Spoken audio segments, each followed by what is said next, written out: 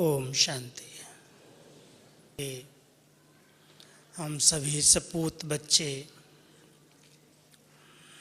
अपने जीवन से सबूत देने के लिए बाबा की श्रीमत पर सदा चलते रहते हैं। मर्जीवा जीवन जो बाबा ने हम सबको दी है, इसी जन्म में दूसरा जन्म हुआ है। लौकिक जीवन जो साधारण जीवन थी, बाबा ने अपना बना करके अलौकिक जीवन देकर मर्जीवा बनाया। मर्जीवा बच्चों से बाबा की बहुत सी उम्मीदें हैं। वैसे साकार बाबा की मुरलियों में आप सभी दो शब्द सुनते होंगे। बाबा कई बार कहते हैं, एक है मेरे सगे बच्चे, दूसरे हैं लगे बच्चे। एक है मातेले बच्चे, दूसरे हैं सौतेले बच्चे। हम कौन? तो इसी विषय को लेकर के आज सपूत बच्चों की क्या निशानियां होंगी, सपूत बाबा किसको कहता है, इस पर हम थोड़ा सा विचार करें। क्योंकि बाबा कहता है मेरी नज़र सपूत बच्चों पर ही जाती है।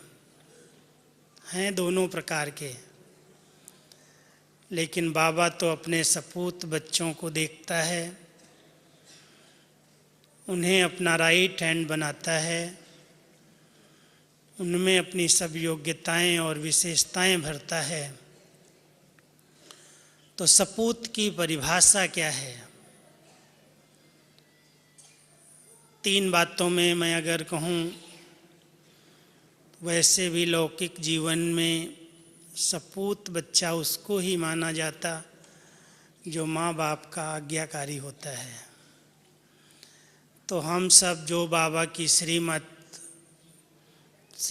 मुरली से मिल रही है और मुरली के आधार से श्रीमत लेते हुए अगर हम श्रीमत प्रमाण कदम उठाते हैं, आज्ञाकारी बन कर के जो कुछ बाबा ने आज्ञाएं दी हैं उसी अनुसार चलते हैं, तो हम सपूत बच्चों की लाइन में हैं। कई बाबा के बच्चे श्रीमत में भी अपने बुद्धि की मत, जिसको मनमत कहते हैं, या अन्य आत्माओं के प्रभाव की मत, जिसको परमत कहते हैं। बाबा तो ऐसे कहता है, लेकिन मेरे विचार से ये होना चाहिए। जब मेरा विचार कहीं पर भी ऐड होता है तो वो मनमत कहलाता है। इसलिए बाबा की श्रीमत के अनुसार कदम पर कदम उठाया जाए। सवेरे से रात तक, अमृत वेले आँख खुलते रात को सोने तक के लिए बाबा ने हर कर्म के लिए, हर कदम के लिए श्रीमत दी है। हम सब भाग्यशाली ब्राह्मण आत्माएं श्रीमत के आधार से इस मर्जीवा जीवन में निरंतर आगे बढ़ रही हैं। लेकिन श्रीमत का हाथ अगर छूट जाता है तो माया कहीं न कहीं से धोखा देती है। इसलिए संपूर्ण रीति से श्रीमत को यथार्थ समझ करके उस पर चलना आज्ञाकारी बच्चे का कार्य है। तो आप सभी जो यहाँ बैठे हैं, सभी समझते हैं कि हम बाबा की हर आज्ञा को, मूल आज्ञाएं तो हम सब जानते ही हैं। पहली आज्ञा, जब से ब्राह्मण जन्म मिला, पवित्र बनो, योगी बनो। इस आज्ञा पर चलने वाले सपूत बच्चे कदम कदम पर श्रीमत का पालन करने वाले बच्चे बाबा की दुआओं के अधिकारी बन जाते हैं। दूसरा, बाबा हमेशा कहते हैं, सपूत मेरे बच्चे, सी फादर और फॉलो फादर। एक बाबा के को ही देखते, बाबा ने क्या किया, कैसे किया, साकार रूप में जिस प्रकार से ब्रह्मा बाबा ने किया है। भले यहाँ पर बैठे हुए बाबा के बच्चे कहेंगे कि हमने साकार को नहीं देखा, लेकिन साकार बाबा ने जो कुछ किया प्रैक्टिकल में, बाबा ने अपने अनुभव, अपनी वाणियों में स्पष्ट सुनाए हैं। शायद आपने देखा हो, कुछ समय पहले एक बुक निकाली थी ब्रह्मा बाबा के लिए, ऐसे थे ब्रह्मा बाबा, और उसमें बाबा के 16 कदम किस किस प्रकार से बाबा ने अपने जीवन में उठाए। अगर ब्राह्मण आत्माएं कदम पर कदम रखती हैं तो बाबा कहते हैं कोई नया रास्ता लेने की ज़रूरत नहीं है। नए रास्ते में क्वेश्चन उठते हैं, यथार्थ है या नहीं, करें या नहीं करें, लेकिन जो कुछ बाबा ने किया है, बाबा कहता सिर्फ बच्चे मुझे देखो और उस पर चलते चलो, फॉलो करो। कॉपी करने की छुट्टी मिली है। तो ब्रह्मा बाबा ने क्या क्या किया है हम सबको बाबा ने खुद ही सुनाया है, और हम सब ब्राह्मण बच्चे जानते हैं कि ब्रह्मा बाबा कैसे निराकारी स्थिति में रहे, कैसे उन्होंने निर्विकारी जीवन बनाई, कितना सब कुछ करते हुए निरहंकारी स्थिति में रहे, कितनी सत्यता के साथ नम्रता का अवतार बन कर के रहे। हम सब बाबा के जीवन चरित्र से परिचित हैं। तो सपूत बच्चे, बाबा उनको कहता है जो बाबा ने किया है वही करें, कदम पर कदम रख कर चलते चलें, तो वो कहलाते हैं सपूत बच्चे।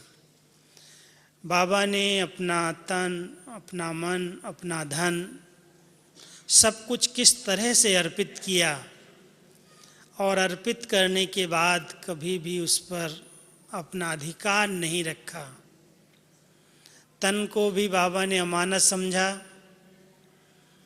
मन में भी कोई ऐसे संकल्प न चलें उस पर भी संपूर्ण ध्यान रखा, मन मना भाव हो करके रहे, और धन एक बार समर्पित कर दिया, फिर उसकी तरफ आँख भी नहीं उठाई।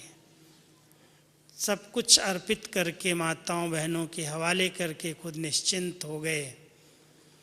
तो बाबा की बेफिक्र बादशाह की स्थिति, बेगमपुर की स्थिति आप सब ने सुनी होगी। कितनी भी परीक्षाएं आई, हर प्रकार से पेपर आए, लेकिन बाबा हर पेपर में अचल रहे, या डोल रहे, एक रस रहे, एक बाबा दूसरा न कोई। ये सब बाबा के हर कर्म कदम के रूप में हम सबके सामने हैं, और सपूत बच्चे बाबा के उन्हीं कदमों पर कदम रख करके चलते हैं। तीसरा, बाबा कहते हैं जो मेरे सपूत बच्चे हैं वो सैंपल हैं। एक बार हम सभी मधुबन निवासी बाबा से मिल रहे थे, तो बाबा ने कहा कि आप सभी 100 केस के 100 पीस हो। आप सभी ब्राह्मण आत्माएं ऐसा समझती हो कि बाबा जो बताना चाहता है, जो दिखाना चाहता है, जो दुनिया बनाना चाहता है, उसके 100 पीस किस लिए रखे जाते हैं 100 केस में? जिसको देख कर के लोग सौदा कर लें कि हाँ ऐसा ही होगा, माल अंदर। तो हम सबको बाबा ने 100 केस के अंदर 100 पीस के रूप में रखा है, और 100 पीस जितने अच्छे होते हैं उतना ग्राहक उसके ऊपर आकर्षित होते हैं। बाबा ने हम 100 पीस की एक बहुत बड़ी विशेषता बताई है, और वो विशेषता है सिंपल रहो, सिंपलिसिटी, रॉयल ब्यूटी। अब वो सिंपलिसिटी क्या है? क्या ड्रेस की सिंपलिसिटी ही सिंपलिसिटी है, या बाबा हम बच्चों को किस रूप में सिंपल देखना चाहता है? थोड़ा सा इस पर गहराई से चिंतन करना, क्योंकि सिंपल अगर स्वच्छ भी हो तो सबको आकर्षित करती है। कोई स्थान सिंपल बनाया हुआ है लेकिन बहुत वहाँ स्वच्छता है, जैसे ये देख रहे हैं, कोई भी इसमें भपका नहीं है, कोई दिखावा नहीं है, कोई भी फजूल खर्च नहीं है, लेकिन साफ स्वच्छ है तो सबको आकर्षित करता है। ऐसे ही बाबा हम सबको उसमें 4 बातें विशेष सुनाता है। सिंपलिसिटी के अंदर सिंपल वो है जिसके संकल्प में सिंपलिसिटी है, माना संकल्पों में अधिक हलचल नहीं है, स्थिर हैं, एकाग्र हैं, कंट्रोल में हैं। अगर इस प्रकार के संकल्प हैं, चेक करना अभी अपने संकल्पों की क्वालिटी। प्रेम से बस 2 घड़ी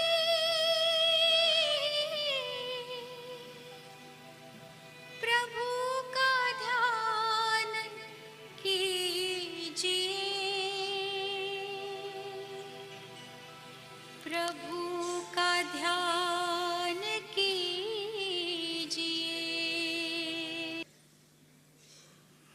हर एक ने अपने संकल्पों की स्पीड को चेक किया होगा। कईयों को बहुत कुछ सोचने की आदत होती है, एक संकल्प के पीछे अनेक संकल्प उत्पन्न होने लगते हैं, व्यर्थ संकल्पों की बड़ी लंबी क्यू लग जाती है, स्टॉप ही नहीं लगता। और कई हैं जो बहुत जल्दी से अपने संकल्पों को रोक लेते हैं, ठीक है जो होगा अच्छा होगा, क्यों क्या कैसे की उलझन में नहीं जाते। तो सिंपल आत्माएं पहले अपने संकल्प को बड़ा शीतल, सरल, क्वालिटी वाला, कंट्रोल वाला बना के रखती हैं। दूसरा, संबंधों में इतनी मधुरता, इतना मिलनसारता, समरसता जो संबंध हैं, क्योंकि बाबा ने हम सबको बंधनों से मुक्त किया है, संबंध से नहीं। हम सब संबंध, सेवा के संबंध में बंधे हुए हैं। बाबा भी अभी तक भी देह से भी डिटैच हो गया, अलग हो गया, लेकिन संबंध के कारण बच्चों से मिलने के लिए आता है। संबंध सुख देने का नाम है, सुख देना। तो हम सब के जो आपसी संबंध हैं, सुख देने और सुख लेने वाले हैं। जितना हम सब एक दूसरे के प्यारे हैं, उतना ही न्यारे भी हैं। न्यारे और प्यारेपन का बैलेंस संबंधों में है, या कहीं पर अधिक झुकाव है, कहीं अधिक उलझे हुए हैं, किसी संबंध से बहुत प्यार है और किसी से किनारा करके चलते हैं।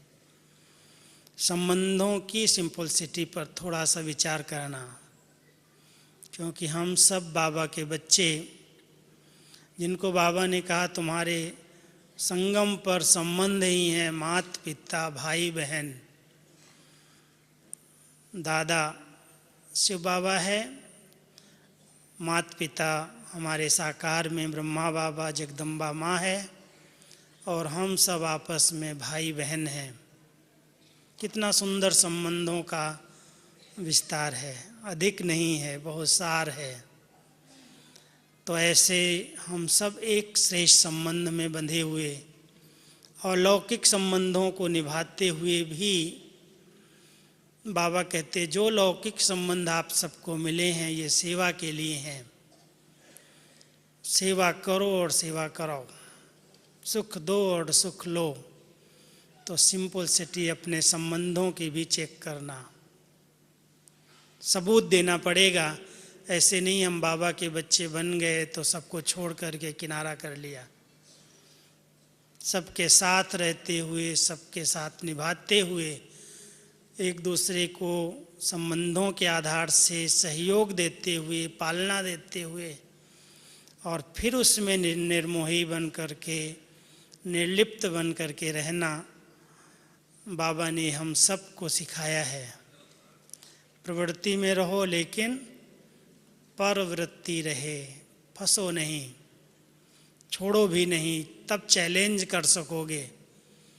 सबूत तो ये देना है कि हम सब प्रवृत्ति में रहते भी, साथ में रहते भी पवित्र जीवन जी रहे हैं। ये है बाबा के बच्चों का, सबूत देने वाले सपूत बच्चों का कार्य। उनको बाबा सपूत कहता है। छोड़ दिया, किनारा कर लिया, कोई संबंध ही नहीं रखा, तो सबूत तो नहीं दिया जा सकेगा, प्रमाण तो नहीं है। इसलिए बाबा ने हम सबको हमारे जीवन का प्रत्यक्ष प्रमाण सामने रखा है। बच्चे, इस प्रमाण के अनुसार चलो।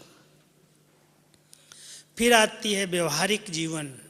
तीसरी बात है सिंपलिसिटी में संकल्प, संबंध और व्यवहार।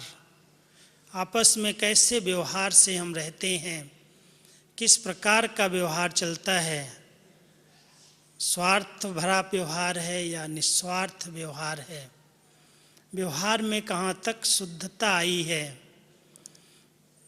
सुनी सुनाई बातें सुन करके मन भारी तो नहीं हो जाता, व्यवहार चेंज तो नहीं हो जाता, या इधर की सुन करके उधर सुना करके किसी के व्यवहार को बिगाड़ तो नहीं देते। बहुत से लोग ऐसे हैं जो इधर से उधर करने में बड़े होशियार होते हैं। होती छोटी सी बातें हैं, लेकिन व्यवहार की अशुद्धता ये मानी जाती है कि अगर मुझे कोई बात पता है, किसी की बात किसी ने मुझे सुनाई और वो बात मैंने 10 के कानों तक पहुंचा दी, तो वो व्यवहार की अशुद्धता है, वो सिंपलिसिटी नहीं है। सिंपल व्यवहार, सबके साथ एक रस, निस्वार्थ, स्नेह भरा, समरस व्यवहार, जिसको बाबा कहता बहुत सिंपल व्यक्ति है ये। और फिर रहन सहन कैसा है, क्योंकि बाबा ने अपने बच्चों को बहुत कम खर्च वाला नसीन ये मंत्र पढ़ाया है। किसी भी प्रकार के अहंकार का आवरण न चढ़ा हुआ हो, दिखावा नहीं, सो नहीं, दूसरे के पास है तो मेरे पास भी हो, साधन हों, सुविधाएं हों, जो जिस प्रकार से वो खर्चे कर रहे हैं ऐसे हम भी करें, ये रहन सहन यथार्थ नहीं है। सिंपल रहन सहन बाबा ने सिखाया है, जिसके अंदर बहुत सुंदर शब्द हैं बाबा के। बच्चे, ना अधिक ऊंचा ना बिल्कुल नीचा, बीच का जीवन जियो। जितना हो सकता है कार्य अच्छे से अच्छे हों और खर्चे कम से कम हों। खर्चे अधिक कर दिया और कार्य कुछ भी दिखाई न दे, बाबा इस बात को बहुत ध्यान खिंचवाते हैं। बच्चे, बहुत कम खर्च में अच्छे से अच्छे कार्य करके दिखाओ। संकल्प भी कम खर्च करो, काम अच्छा हो जाए, बोल भी कम से कम हो और कार्य अच्छे से अच्छा हो, स्पष्टीकरण अच्छा हो। धन भी कम से कम व्यय हो, खर्च हो और कार्य अच्छे से अच्छा हो। ऐसी रहन सहन में सिंपलिसिटी आ जाए तो ऐसा सपूत बच्चे दे सकते हैं कि हम सब पारिवारिक जीवन में सब कुछ करते हुए, पैसा है तो ऐसे नहीं खाया पिया उड़ाया, उसको भी श्रेष्ठ कार्य की तरफ लगाना, बाबा की सेवा में सफल करना, ये रहन सहन के अंदर आ जाता है। तो हम सब इन 4 प्रकार की सिंपल रह करके, एग्जाम्पल बन करके बाबा को सपूत पने का सबूत दे सकते हैं कि बाबा हम आपके बहुत सपूत बच्चे हैं। तो एक आज्ञाकारी, दूसरा वफादारी। आप सभी जानते हो ये शब्द बड़े समीप के हैं, एक दूसरे से मिलते जुलते हैं, लेकिन बहुत गहरा अर्थ अलग अलग लिए हुए हैं। वफादारी कहा जाता है जिस थाली में खाते हो उसमें ही छेद नहीं करो, माना जिसकी खाते हो उसकी बजाना भी सीखो। वफादार जो होते हैं पशुओं में भी जानवरों में भी, वो मालिक के रक्षा के लिए बंधे हुए रहते हैं, भले अपनी जान भी देना पड़े, लेकिन मालिक को कुछ भी नुकसान नहीं होना चाहिए, उनको कहते हैं वफादार।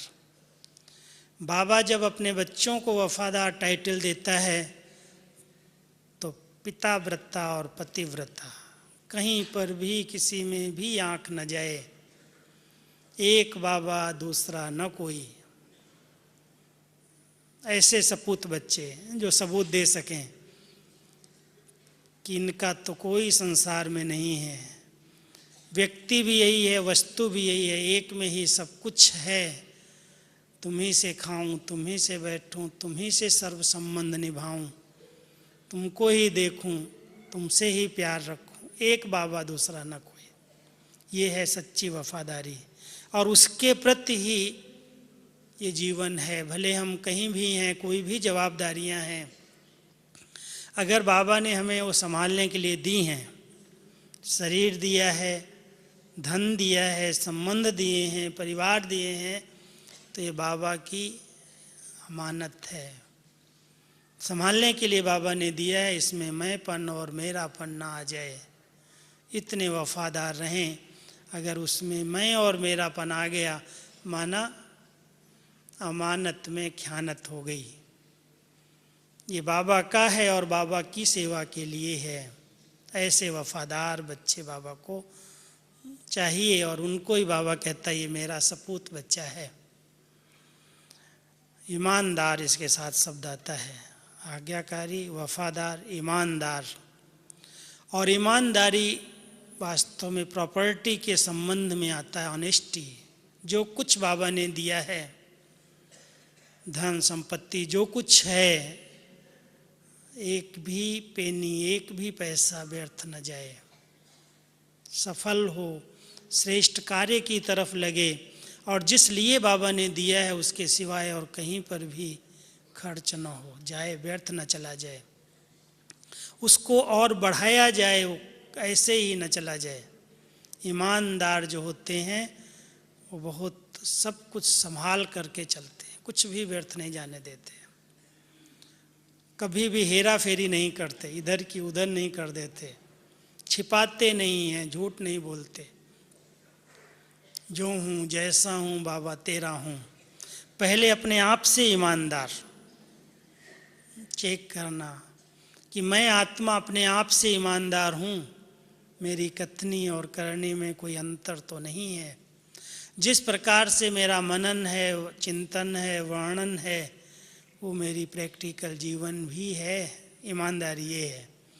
अगर जीवन कुछ और है, वर्णन कुछ और है, मनन चिंतन कुछ और है, अंतर दिखाई देता है। बहुत अच्छे अच्छे वर्णन हम लोग कर लेते हैं, लेकिन प्रैक्टिकल जीवन में, आचरण में वो बातें दिखाई नहीं देती, तो उसको ईमानदार नहीं कहेंगे। इसलिए बाबा ने हम सबको जब सपूत बच्चे का टाइटल दिया है, तो सपूत वही है जो आज्ञाकारी है, वफादार है, ईमानदार है, और एक और बड़ा अच्छा शब्द फरमानवरदार है। वैसे आज्ञा का एक उर्दू शब्द, लेकिन फरमान शब्द जो आता है वो बहुत कड़े शब्द में आता है कि फरमान का उल्लंघन कभी भी न हो जाए। आप सबको एक हंसी की बात सुनाता हूँ। कई सालों तक जब वरदान शुरू हुए मुरली के अंदर, तो सबको बहुत अच्छे लगे। बहुत जगह से मुझे फ़ोन पत्र आए कि वरदान बाबा दे रहा है, ये बहुत अच्छा लगा। एक बार मुझे ऐसे ही, मैं दादी जी के साथ बैठा था, दादी को मैंने कहा, दादी अभी वरदान बहुत समय चलाए मुरली में, अभी फरमान चलाते हैं। बोली अच्छा, ट्रायल करके देखो। तो केवल 2 मास मुरली के नीचे फरमान लिखे वरदान की जगह पर। और वो जब फरमान मुरली में पढ़ने लगे लोग तो इतने भयभीत हो गए, डरने लगे। फरमान, भगवान का फरमान, और मैं तो बिल्कुल भूल जाता हूँ, याद ही नहीं रहता है। तो उन्होंने बार बार फ़ोन किए, पत्र लिखे, भाई फरमान शब्द मुरली में नहीं लिखो, फरमान बड़ा कड़ा शब्द है। अगर भगवान ने फरमान किया है, सतगुरु ने कोई फरमान किया है और मैं भूल गया, मैंने उसका पालन नहीं किया, तो मेरे पर बहुत दंड चढ़ जाएगा। इसलिए फरमान शब्द को उन्होंने स्वीकार ही नहीं कर पाया, चेंज करना पड़ा, फिर से वरदान लिखने पड़े। तो बाबा हम सबको फरमान कर रहा है संगम युग पर। क्या फरमान मिल रहा है इस समय? अंतिम समय की सूचना के अनुसार बाबा का फरमान है, बच्चे सेकंड भी व्यर्थ नहीं जाने दो, संकल्प को भी व्यर्थ नहीं जाने दो, संगम की घड़ियों को भी व्यर्थ नहीं जाने दो, बचाओ, ये बहुत काम में आने वाला है, व्यर्थ न जाए। ये फरमान के रूप में बाबा भी हम सबको कह रहा है।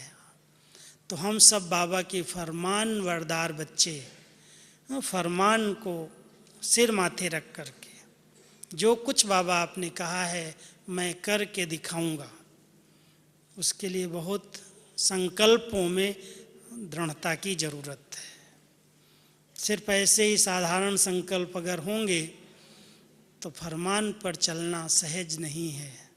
कहीं न कहीं माया फरमान पर उल्लंघन करा देती, कुछ न कुछ फरमान भूल जाते हैं। तो बाबा के क्या फरमान है चेक करना, हमारी दृष्टि के लिए क्या फरमान है, वृत्ति के लिए क्या फरमान है, बोल के लिए क्या फरमान है, स्मृति के लिए क्या फरमान है, कर्म के लिए क्या फरमान है, सब प्रकार के फरमान।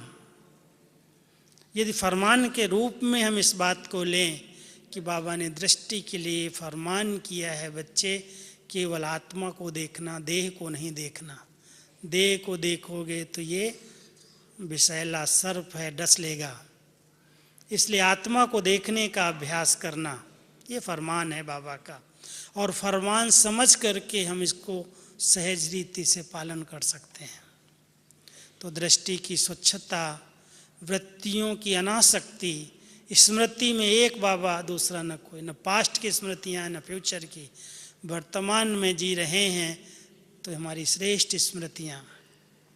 बोल भी बाबा हमेशा इसके लिए भी फरमान करते कि बच्चे कम बोलो, धीरे बोलो, मीठा बोलो, और जो आवश्यक है, जितना ज़रूरी है उतना ही बोलो, अधिक नहीं बोलो, जो काम का है उतना बोलो। ये बहुत बड़ा फरमान बाबा का मिला है।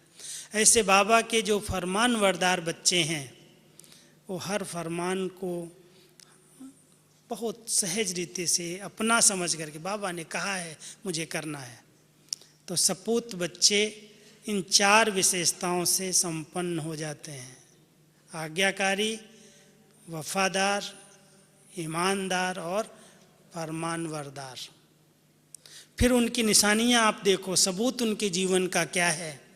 प्रैक्टिकल अगर आप सवेरे से रात तक उनकी जीवन देखेंगे, बाबा भी इस समय क्या कह रहे हैं, वाणी के द्वारा तो 75 साल हो गए, बाबा प्रत्यक्ष नहीं हुआ,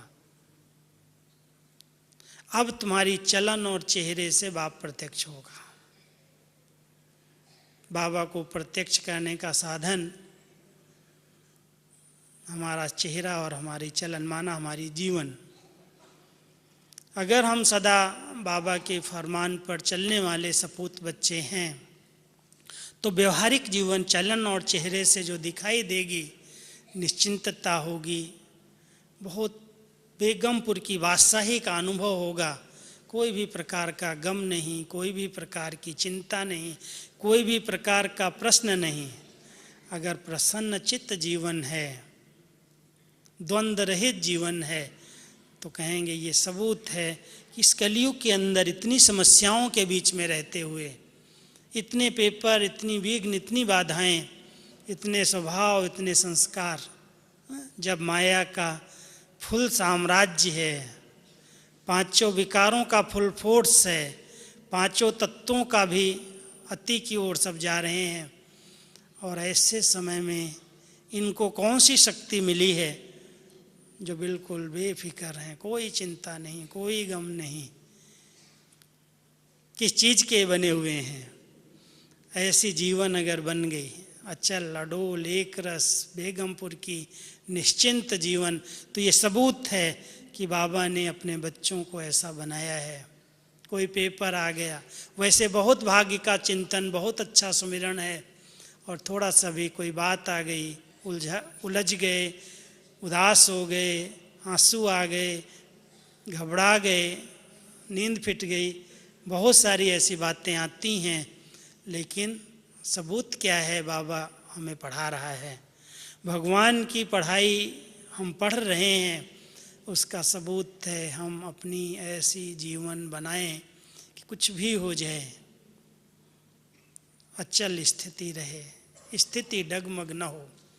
तो सभी बाबा को सबूत देना, सबूत देंगे, सपूत बच्चे ही दे सकते हैं कि इतने सारे कार्य होते भी 8 घंटा 10 घंटा क्या कई बार 14-14 घंटा काम करने पड़ते, सेवाएं होती हैं, लेकिन करते हुए भी कितने हल्के हैं, कितने लाइट हैं, ये सबूत है। कोई भी प्रकार का मैंपन नहीं है, मेरापन नहीं है, मैं करता हूँ, मेरी प्रशंसा हो, मेरा नाम हो, किसी भी प्रकार का अहंकार नहीं है, ये प्रैक्टिकल सबूत है। अगर किसी भी प्रकार का करने के बाद ये आ जाता है कि मेरा नाम तो होना चाहिए, बाबा कहता है जो कुछ किया वो सब मिट गया, की कमाई ख़त्म हो गई, कराने वाला करा रहा है। इतना एक निरहंकारी स्टेज आ जाए। मैं तो कभी कभी चेक करता हूँ, जब कोई महिमा करता ये करते, मैं क्या करता हूँ, मैं क्या सीख के आया था। बाबा करा रहा है, बाबा के हाथ हैं, बाबा करा रहा है, मैं क्या कर रहा हूँ। अगर जरा भी सूक्ष्म में भी मैंपन आ जाएगा तो उसमें मिक्स हो जाएगी भाषा। आपने नोट किया होगा वरदान स्लोगन जो भी लिखता हूँ, इसमें ये ना ऐड हो जाए कि ये कोई मिक्स किसी की बात है। डायरेक्ट भगवान ने जो कहा है, उस भगवान के श्रीमत के बीच में, उसकी श्रेष्ठ शिक्षाओं के बीच में मेरे मन के विचार ऐड न हो जाएं, इतना ध्यान रहता है। इसलिए कभी भी वरदान स्लोगन कोई भी बात सुनते पढ़ते, व्यक्ति सारे पढ़ते, शायद आपने कभी नहीं नोट किया होगा ये किसी व्यक्ति के महावाक्य हैं, ये भगवानों वाच्य है। इसमें मैं अपना मैंपन मिक्स न कर दूं। एक भी शब्द, कभी भी किसी शब्द को अगर कोई मेरे से पूछे ये शब्द कभी बाबा ने बोला या आपने ऐड किया, कभी कभी मेरे से प्रश्न करते हैं, मैं कहता हूँ मैं डेट बताता हूँ, इस डेट को बाबा ने बोला है। और बाबा के शब्द ही वो यथार्थ रीति से, भले उनकी सेटिंग की है लेकिन उसका भाव अर्थ नहीं बदला है। बाबा ने भाव शब्द तो कभी यूज नहीं किया है, बहुत कम शब्द यूज किए। भाव के रूप में वो पहली लाइन जो है वो सेट की गई है, वरदान का स्वरूप बनाया है, लेकिन उसका स्पष्टीकरण बहुत स्पष्ट रीति से भगवानोवाच्य ही है, उसमें कोई भी मत मिक्स नहीं है। तो हम सब बाबा के बच्चे जो कुछ कर रहे हैं, कर्तापन का अहम भी ना आए, बोझ भी ना हो, बहुत लाइट रहें, हल्के हो करके चलें, ये सबूत है। सबके स्नेही बन करके रहें, कोई भी संगठन में मेरे से अपसेट न हो जाए, सबको सहयोग प्राप्त हो, सबको स्नेह मिले, एक सबूत है इस ईश्वरीय पढ़ाई का, परमात्म पालना का। जिनके भी संपर्क संबंध में हम आए, उन आत्माओं को कुछ न कुछ प्राप्ति हो, उनके दिल की दुआएं मुझे मिले, एक लक्ष्य रख करके ये सबूत देना है। कोई भी किसी भी कारण से अपसेट हो करके मुझे बद दुआ न दे, हर आत्मा की दुआएं मिलती चलें। बाबा ने हम सबको ये विधियां सिखाई हैं, प्रैक्टिकल पुरुषार्थ है यही लक्ष्य रख करके चलना कि ये मुझे सबूत देना है। ब्राह्मण परिवार में सबके साथ रहते हुए मैं ऐसा सबूत दूं जो कोई भी आत्मा मेरे से डिस्टर्ब हो करके बद दुआएं न दे। ज्ञान की कहीं ग्लानि न हो, बाबा की ग्लानि न हो, कोई ये न कहे अरे ये ब्रह्मा कुमारी में जाता है, ये ब्रह्मा कुमार है, कैसे चलता है, कैसे बोलता है, कैसे खाता है, कैसे रहता है, क्या पहनता है, इसका चलना देखो, इसका बोलना देखो, क्या दिखाई देता है। ये सबूत नहीं है। प्रैक्टिकल सबूत बच्चे का सबूत है उसकी साधारण सिंपल नेचुरल जीवन, स्वच्छ जीवन, पवित्र जीवन। हर समय चेहरे पर उलझन नहीं है, हल्का है, मुस्कुराता है, प्रसन्न चित्त है, जो कुछ होता है नथिंग न्यू की स्मृति से सदा एक रस है, अचल है। ऐसा सबूत बाबा को चाहिए। सम्मान मांगने की कोई से ज़रूरत नहीं है। कई लोग सम्मान की जैसे आस रखते हैं, सम्मान मिलना चाहिए, और बाबा ने उसकी बहुत अच्छी विधि सुना दी है। बच्चे तुम दो, अपने आप मिल जाएगा। रिटर्न मिलना ही है, लेकिन दो पहले देना सीखो। हम सब ब्राह्मण परिवार के अंदर भी दाता नहीं हैं, सहयोग दे रहे हैं, लेकिन दाता हम सारे विश्व के लिए हैं। हम दूसरों को बदलने की आस न रख करके स्वपरिवर्तन से विश्व परिवर्तन हमारा पहला स्लोगन है। अगर हम स्वपरिवर्तन कर रहे हैं, खुद को बदलने का लक्ष्य रखते हैं, दूसरे अपने आप बदलेंगे। ये बदल जाए तो मैं बदल जाऊं, ये कुछ झुके तो मैं कुछ मानूं, बाबा ने ये हमें सिखाया ही नहीं है। सबूत ये है कि मैं खुद बदल लूं, अपने आप दूसरा बदल जाएगा। तो ऐसे सबूत दे करके अब संगम युग पर बाबा को सपूत देना है, सपूत बन करके सबूत देना है, एग्जाम्पल बनना है। एक एक बच्चे को अगर बाबा की पालना ली है, कहेंगे हमने तो बहुत कम पालना ली। कई बाबा के नए बच्चे आए हैं, अभी दादी हाथ उठवा रही थी तो बहुत से बच्चे नए नए थे सभा में। ऐसा नहीं सोचो कि बाबा की पालना अभी नहीं मिली, नहीं मिल रही है, लेकिन आप सभी बाबा की अमृत वेले से पालना ले रहे हो। आँख खुलती है, बाबा की दृष्टि, बाबा की सकाश अपने बच्चों पर आती है, और बाबा अव्यक्त रूप से एक एक बच्चे को सर्व शक्तियों से, सर्व गुणों से, सर्व खजानों से भरपूर करता है। हम सब बाबा की ऐसी पालना ले रहे हैं। एक एक बच्चे को देखना है अपने आप को, मैंने अपने आप को कितना भरपूर बनाया है। बनाना अपने को खुद पड़ेगा, दाता तो हमें सब कुछ दे रहा है। तो बाबा अपनी पालना दे रहा है, सकाश दे रहा है, शक्तियाँ दे रहा है। हम उसका चिंतन करें, सुमिरन करें, अपने स्वरूप में उतारें। ज्ञान स्वरूप, याद स्वरूप, धारणा स्वरूप बन करके सेवाओं का सबूत दें। जो सेवा हो सच्चे दिल की सेवा हो, रहम दिल भाव की सेवा हो। भले कोई ग्लानि करता, कोई नफरत करता, कोई विरोध करता, कुछ भी करे, लेकिन मैं बाबा का बच्चा सहनशीलता का अवतार बन करके सहन करने का सबूत दूं। ऐसे नहीं कब तक सहन करेंगे, कितना सहन करना पड़ेगा। बाबा कहता है इसकी कोई मापदंड नहीं है, माप तौल नहीं है। जब तक जीना है तब तक सहना है, जहाँ रहना है वहाँ सहना है। इसलिए सहन शक्ति से सबूत देना है। सब कुछ बाबा कहते बच्चे सुनना पड़ेगा, समाना पड़ेगा, सहन करना पड़ेगा, झुकना पड़ेगा, मरना पड़ेगा। ये मर्जीवा जीवन है तुम्हारी। इस मर्जीवा जीवन में ये सब कुछ करके मुझे बाबा के ज्ञान का प्रत्यक्ष सबूत देना है कि भगवान मुझे मिला है। प्रत्यक्ष प्रमाण देना है, कहना नहीं है मुख से कि भगवान आ गया है। कहोगे तो लोग हंसी करेंगे। बाबा कहता बच्चे कहने से भगवान सिद्ध नहीं होने वाला है। भगवान आ गया है, भगवान मुझे मिल गया है, भगवान मुझे पढ़ा रहा है, लेकिन सबूत की ज़रूरत है। और सबूत यही है कि हमारी जीवन ऐसी हो जो लोग कहें कि इनको भगवान पढ़ा रहा है, इनको कोई शक्ति चला रही है, इनके पीछे कोई है। हम सब बाबा के घर में देखते हैं, कहने की कोई ज़रूरत नहीं है। इतनी व्यवस्थाएं देख करके, इतना बड़ा आश्रम देख करके, इतने सब कार्य व्यवहार को देख करके उनको लगता है कि सचमुच ऐसा कैसे सब चल रहा है, कौन चला रहा है। जरूर आपके पास है कुछ, लेकिन कौन है, कौन भी करा रहा है, इसको पर्दे के पीछे है। जब हम सभी ब्राह्मण बच्चे, बाबा के जितने बच्चे हैं, ये दृढ़ संकल्प ले लेंगे कि बाबा ने जैसी जीवन मुझे बनाई है, जैसी बाबा की आस है, जो बाबा की चाहनाएं हैं, वो मैं अपने जीवन से दिखाऊंगा, चलने से, बोलने से। तो किसी भाई ने मेरे से पूछा था कि अंतिम सेवा साक्षात्कार मूर्त बनने की है, वो साक्षात्कार मूर्त बनने की विधि क्या है, मुझे क्या लक्ष्य रखना चाहिए, क्या अटेंशन रखना चाहिए जो मैं साक्षात्कार मूर्त बन जाऊं।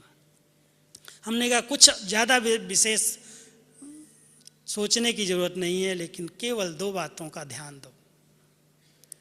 एक, जितना हो सके अपनी रूहानियत की शक्ति को बढ़ाओ। रूहानियत की शक्ति, ये शारीरिक शक्ति नहीं, जिस्मानी शक्ति नहीं, लेकिन एक मैं आत्मा हूँ, मैं रूह हूँ, और रूह को देखना, रूहानियत से व्यवहार करना, इस चेहरे पर भी वो रूहानियत झलकने लगे। अगर जितनी आत्मिक स्थिति रहेगी, इस देह से, भान से न्यारी स्थिति रहेगी, उतना आप साक्षात्कार मूर्त बन जाओगे। और दूसरा, जितना हो सके उतना हर बात में पॉजिटिव रहना, नेगेटिविटी आने नहीं देना। होंगी बहुत सारी बातें नेगेटिव होंगी, दिखाई देंगी, हमारे साथ भी घट जाएंगी, लेकिन मुझे नेगेटिव बातों का चिंतन नहीं करना है, वर्णन नहीं करना है। आती हैं, फुल स्टॉप, मेरे काम की नहीं है। तो अगर आप सकारात्मक चिंतन करने की कला सीख जाएंगे तो शुद्ध संकल्पों से एक सुंदर लाइट का घेरा निर्माण होता है। आप सब देखना, जो आत्माएं बहुत शुद्ध संकल्पों में रहती हैं, जो बहुत हल्के लाइट संकल्पों में रहती हैं, कोई टेंशन लेकर के नहीं घूमती हैं, उनके चेहरे के चारों तरफ से एक कोहरा बन जाता है। पवित्र विचारों का, शुद्ध विचारों का आभा मंडल बनता है। और जब ऐसे शुद्ध विचारों में आत्माएं रमण करती हैं तो नेचुरल है, उनसे, उनकी दृष्टि से, उनकी मुस्कुराहट से, उनके हर चलन से लोगों को अनुभव होता है, साक्षात्कार होता है। कोई स्थूल में ऐसे देवी देवता नहीं दिखाई देने लगेंगे, लेकिन हमारी पर्सनैलिटी, रूहानियत की, प्योरिटी की लोगों को अच्छे अनुभव कराएगी। इसलिए बाबा कहता, साक्षात्कार कराने की बजाय साक्षात मूर्ति बन जाओ। तो हम सबको अभी अंतिम सेवा की तैयारी करनी है।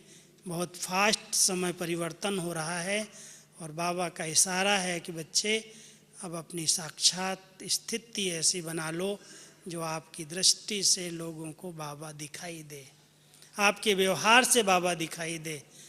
आप इतने अधिक अच्छे अच्छे संकल्प रचो, शुद्ध संकल्पों में रमण करना सीख जाओ। ठीक है, तो ऐसे शुद्ध संकल्पों में रमण करते हुए एक बाबा की याद में रह करके, एक वृत्ता बन करके, एकाग्रता के अभ्यास से हम बाबा को, बाबा की पालना का इस मर्जीवा जीवन में सच्चा सबूत दे सकते हैं। ओम शांति।